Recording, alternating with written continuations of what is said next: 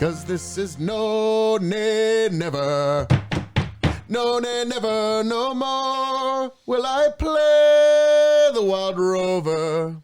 No, never, no more. I've been a wild rover for many's a year, and I spent all my money on whiskey and beer.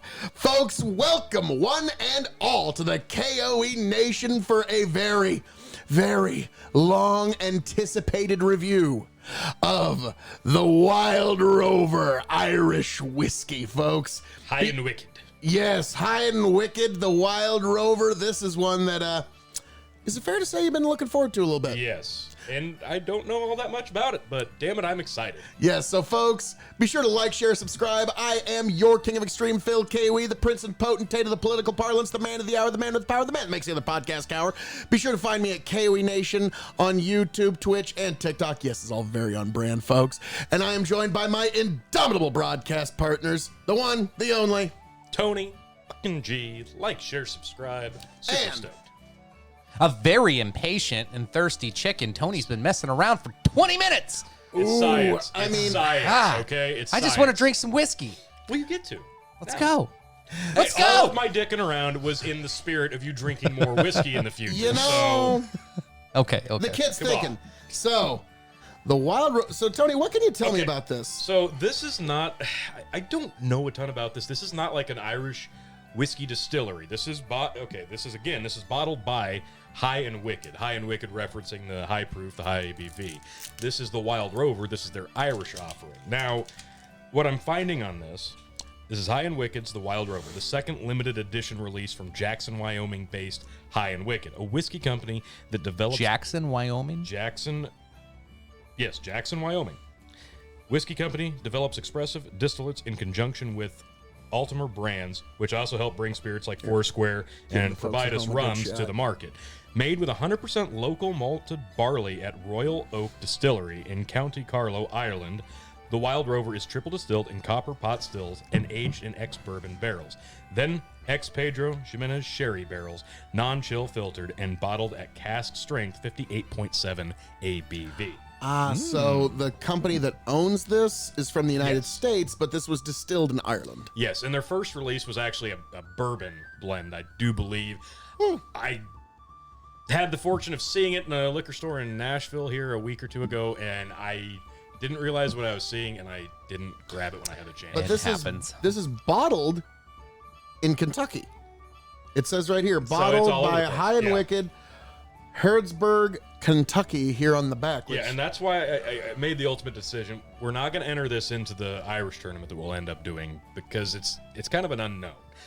I'm sure it's going to be delicious. It is a much higher ABV than most of the other Irishes that we'll end up sampling, so it's gonna be a bit of an outlier. Now, the bourbon I think was a blend as well. I think this is going to be a kind of a blended type Irish whiskey, but I don't know. Again, this is a mystery to me. I'm now, excited. one thing I do want to point out is this is 58.7% ABV. High and Wicked. So, 49 name. For an Irish, that's Bottle- pretty intimidating. Yeah. 393. So, wow. And I believe the bourbon's the same way. Now, the bourbon, I think, is an $80 to $90 bottle. This bad boy is like $150 to $160 bottle. So that's a little bit of scratch to get your hands on this. So let's see Yeah. if it's worth it. Now, gentlemen. Yes, I am excited for the cork pop. Nice. That was Very very nice. Oh, nice. that was A It- plus. It presents beautifully, so I expected a good thing here. It is a very synthetic? good-looking bottle. Yeah, Yep, it's that's synthetic synthetic cork. cork. Okay. That's it. Which to me, I think those are just as good, if not better, in Absolutely. some instances. Because whiskey does not age like wine. It does not micro-oxidize, so you don't need the traditional cork. And you're not going to have a problem with this synthetic falling into your bottle. So Yeah. Yeah, there's that too. It happens. I was about to say, may any whiskey nerd who has not had a little piece of cork in the bottom of their bottle cast the first stone. there you go. It does present so Here you go, nicely. T. It's a Oh. very beautiful bottle. It is. This is exactly what the bourbon looked like. So I did a double take when I realized it wasn't the same label. So, Knows it shall go. oh yeah. Butter and honey. I get that the PX sherry first. I was about to say, it's like a grainy sherry to me. Yeah. Oh yeah. Man, I don't know that I would pinpoint this as Irish on my first few No, I smells. wouldn't. Because you can tell that Would this you is- even pin it as something from the UK, whether Irish or Scotch? You could almost make an argument that this smells a bit like kind of like that Amrit Indian Scotch. Okay. Oh, well, it's from malt. Yeah. So, excuse me. I would say this is definitely malt whiskey, but I like the nose. From where would be anyone's guess? It's definitely a lot more intrusive than most Irishes on the nose. I would be like, oh, this is a higher ABV, and I wouldn't think Irish. Honestly, my first thought would be, is this from a Highland distillery I've never heard of? That would be my first thought, honestly. I could almost go Japanese. I mean, like, the nose is very There is broad. some similarities to Miyagikyo from Maybe that's what I'm thinking of. Nika, but There it is. I really like the nose here. This is excuse me. lovely. Well, I mean, yeah, great legs. Gentlemen? I'm excited. Clink.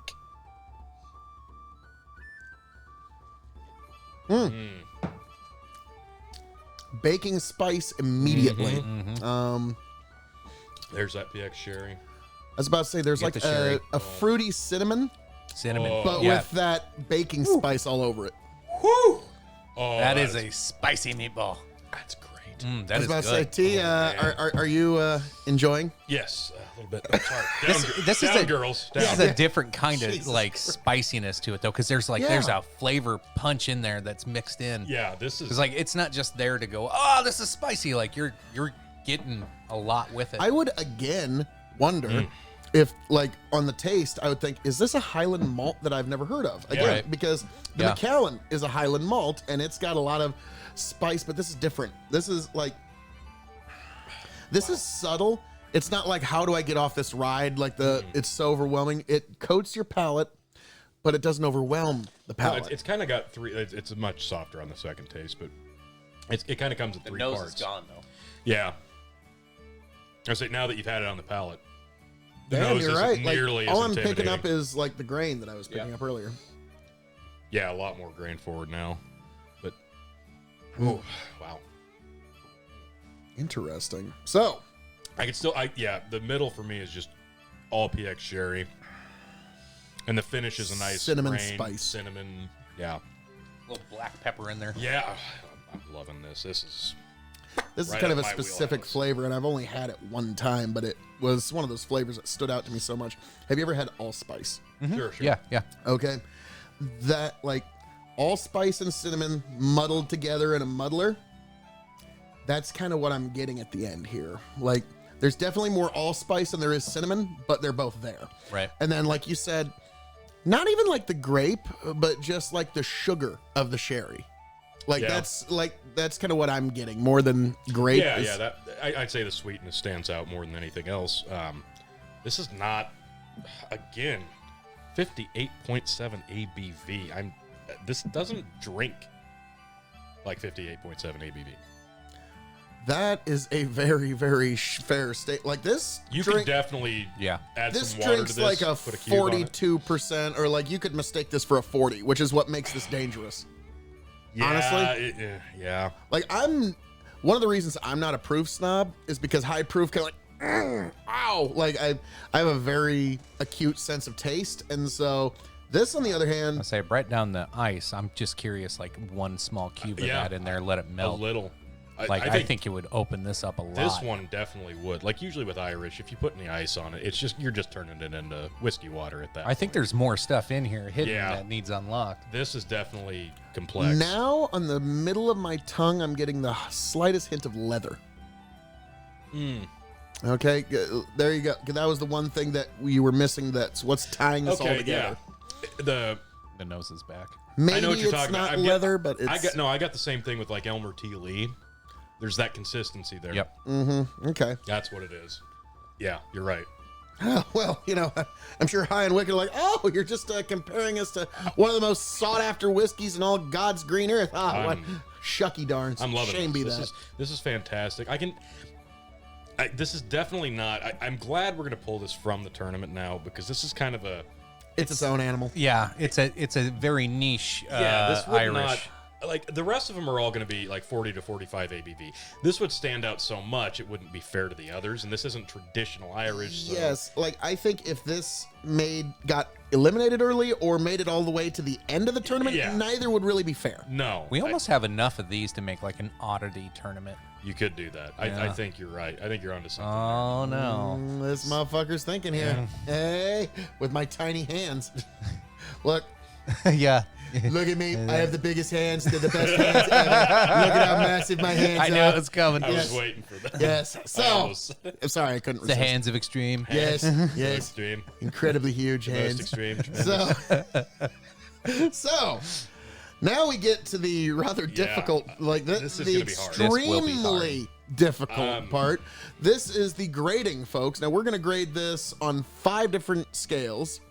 And we grade on a 5-star scale. For those who don't know, 5 meaning you have to have it before you shuffle off this mortal coil. 0 meaning pass it on by. The K.O.E. Nation has advised you well.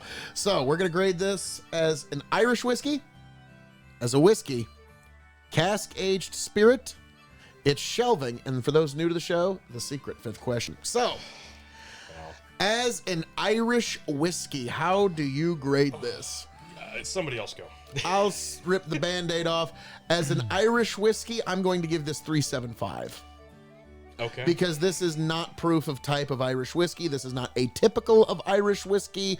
This is not anything that, like, I would not set this bottle down and say, hey, here is a great first ever experience with Irish whiskey. This would not be. No.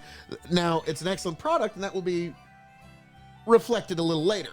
But as an Irish whiskey, I'm going to have to stick with 3.75. It looks like Tony has found something that's... Well, I'm just, like you said, it's not proof of type in Irish whiskey. But again, this is, it's distilled in copper pot stills, aged in ex-bourbon barrels, and then PX sherry barrels. Non-chill filtered. It's just the cask strength that really does not typecast this as a standard Irish whiskey. Plus, obviously, the connection to the States. Well, with the I was bottling about to and say, right. like, bottled in Kentucky, there's going to be a lot of folks across the pond in Ireland. They're like, how could you give that a 4-star Irish whiskey? Well, I think you're right. As far as I could go higher. I could easily give this 4, just because it's so complex and it's a high ABV, which I love and I don't typically get with Irish whiskey. But I'll agree for now. 3.8. 3.8. Oh, I'm going to go he just a broke the tick scale. higher and go Okay. 3.8. I think you both hit it on the head. But Irish drinkers are not going to expect this at all. Yeah, it's a lot heavier. Like 95% of them, even when you look at that, they're going to be like, well, Irish is Are we always talking super American smooth. Irish drinkers, or are we talking Irish? Well, American Irish Irish drinkers. drinkers is Okay. probably who most of our audience is. But That's fair. Right now, the KOE Nation is worldwide, worldwide, yes. sir. And like for me, I'm not a huge super high spicy fan. I'm coming around a little bit to it, which Tony's like, woo, yay. But this to me, like most other Irish whiskeys, are better because they don't have that spice. That's fair. So for that, I'm gonna go 3.25. Tony G. Right in the heart. I know. No, you're right. Like, they're not spicy. That's the difference between bourbon and Irish. Obviously, Yeah, if you want something spicy, you're gonna get a bourbon. Now we move on to whiskey, which puts it up against a whole wide world of sports here. And can I go first? by all means. I think this as a whiskey, normally, now this is a rather expensive bottle. It is. But this is one that on the rocks with a few drops of water. Yeah. In any kind of cocktail you could imagine, an old fashioned, a whiskey fix, a Presbyterian. Make a great Manhattan. Yeah. So because of that, I'm going to give this 4.25. 4.25 stars on a 5-star scale as a whiskey, because it's an odd animal.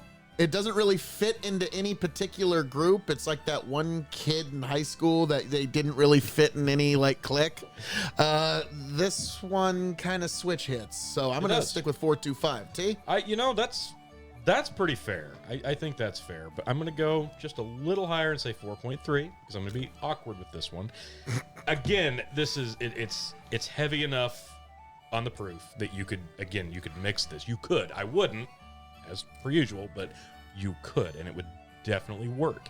You could drink this neat. You can drink this with water. You can drink this over ice, and it's going to be different every time. So I think just as a whiskey with that alone, it's versatile, so that justifies a 4.3. Would it work for everything? No, but it'd work for a lot. Unsweetened dark chocolate. Yeah. Yep. Just suddenly picked that up just after letting it set in the glass I think for so. a moment. Something similar. I would probably, as a whiskey, I agree with Phil. This would be great with cocktailing. It would. I like when you said you wouldn't mix it with anything. I would make this would be fantastic as a lot of people not hearing about this, not knowing what this stuff is. For the dollar amount, I don't know if I would cocktail it a lot. That's my holdup. This would be a very specific occasion type cocktail, or just on the rocks or whatever. I'm gonna go 4.5. I was about to say, like, All right. there's a bar in San Francisco that has its own sugar cubes specifically made for Manhattans, or old fashions. That would be the kind, like when you have like exquisite ingredients and you're using fresh fruit to make your peels and to make your garnishes. Like if you're gonna show off to your friends how awesome of a fucking bartender you are, look at me, use my shaker and I'm pouring it through the spoons just right. You're never gonna forget that drink. Yeah. Exactly. So this would be one to utilize for those really high-end cocktails. Once you've practiced on some lower-end whiskeys, make sure you get the mixes right. There you go. Now we move. Still get butter on the nose and honey. I got it from the start, and I do get the grain. There's another, like, I'm getting everything you're saying, but there's something there I can't quite, like, I'm trying to reach out into my memory banks, and what the hell? It's hard to get past the grain, though. Like, It's very grain forward, yeah. there's something behind it. Maybe it's just, Yes. is it just sweet corn, grain? Toasted wood. Yeah, there's a lot here. Again, I think There's this something is, there, like, you gotta I open can't this one quite, up. like, this is one of those that I got a feeling like you could drink on it, set it down for 20, 30 Yeah. minutes, come back to it, and you'd have a new experience. Yeah, this one would open up. So, now we move on to Cask Aged Spirit. This is putting out against all the rums, cognacs, armagnacs, tequilas, anything that's been aged in a cask. So, This is tough because it's a high. Well, okay, it's not that tough. I'm going 4.5. Screw it. Wow. It's aged in bourbon barrels. I mean, we've got sherry. It's a high proof. Like it touches on everything. And if you want something cask aged and it's going to be good, this is a great example. If you don't want a specific Scotch or bourbon, like this is really, really good in terms of casking. So I think they hit a home run with this one. Yeah, I'll agree with you on that. I'm going to give it a straight 4 because I mean, there's some really great age statements out there in tender care. Like I don't know if this said anything on age statement at all. Like it doesn't matter though because like you could tell they cared for this product, whether it's a lower age or not. Like this is really good. Not knowing what it is, just off the top of my head, it would beat a lot of different, 10, 12-year whiskeys just right off the bat. Like it's really good stuff. And I'm not a spicy fan. It's the sherry's probably what put me up to the Everything 4. else inside, again, it complex. I'm all over on this thing. Yeah, it's. I'm it's going to unique. split the difference between the two and give it 4.25 as a cask aged spirit. Because like you said, there's so many amazing things. And like you guys are talking about the age, I suspect that it didn't spend any more than 4 years in any one particular Probably Probably not. like Which it is probably actually more at the impressive. most Yeah. probably spent 3 in a bourbon, maybe 4 in a bourbon, and then either a few months, maybe to a year or two in sherry. You got to be careful. You can over sherry it, Yes. and then you can't even see through the whiskey. Yeah, and I think they did a good job. TX with bourbon. Yeah. But No, and this, good color on this one. I think they hit just the right amount of time. And if this came in an age statement variety, like forget about it. Oh, God. Oh, wow. It would be several $100s for a bottle. That'd be amazing. So, this High and Wicked company, they're trying their hand at making a premium Irish whiskey. They've kind of gone about it in a rather interesting way. But now, we move on to the shelving. Top. I agree. Just the presentation alone, and it's a cool story to talk about an Irish whiskey with all the complexities of where it's going. It's a conversation starter. Like, honestly, this is a really cool bottle. Tony's going to disagree with me here, but this one barely makes my top shelf. Barely makes it because But it's it good. made it. It's good, and it made it, but it had to show me a few more flavors in the last few minutes before I really put it there. Okay, like it's impressive stuff, but I could understand how like this is going to be either someone's favorite whiskey in the world or somebody's least favorite whiskey. Like it's going to depend on the palate very much. Now we move on to the secret fifth question. Now, before we answer that, Tony, what did you pay for this USD? This one was actually a Christmas gift for my wife. Thank you, honey. Thank you, Mrs. G. It was like $150, $160. Okay, and I've seen it for about that in other liquor stores. So about let's say $160.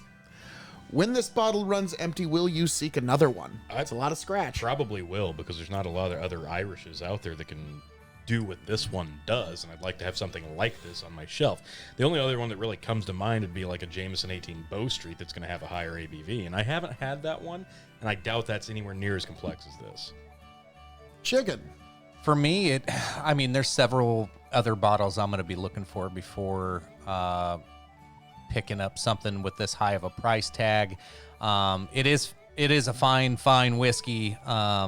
And if I don't find others that I'm looking for, and this happens to be staring me, walking down an aisle looking at it and going, well, I've struck out on everything else for the last 3 visits, I might just buy it. So it's a maybe for me.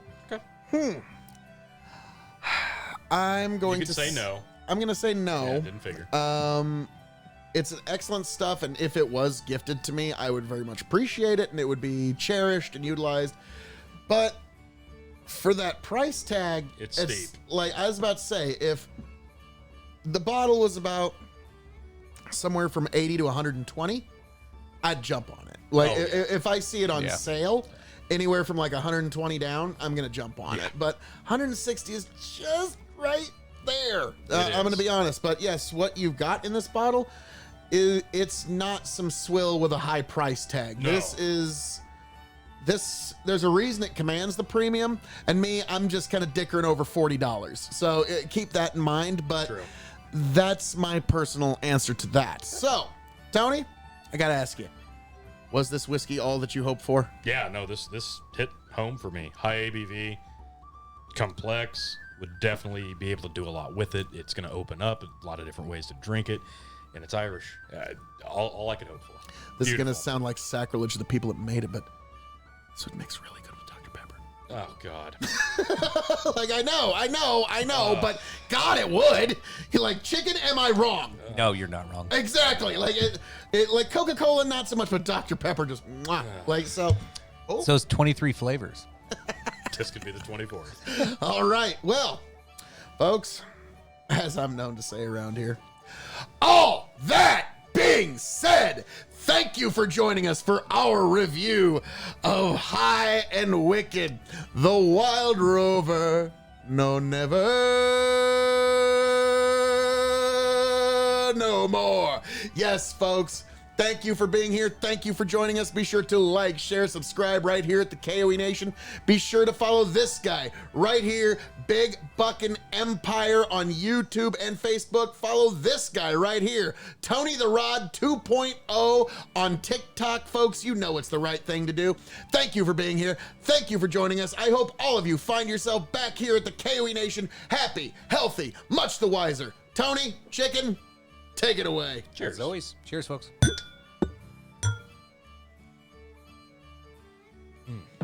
The end. I was waiting for my glass to break when you were doing that last singing bit. Like, no, never, no more. I was like, oh, it's starting to shake. Just hold the note, hold the note, hold the note. We should do that sometimes, like a visual gag. Like you got some glass, it's like about ready to Phil go. starts singing, the glass just breaks. God.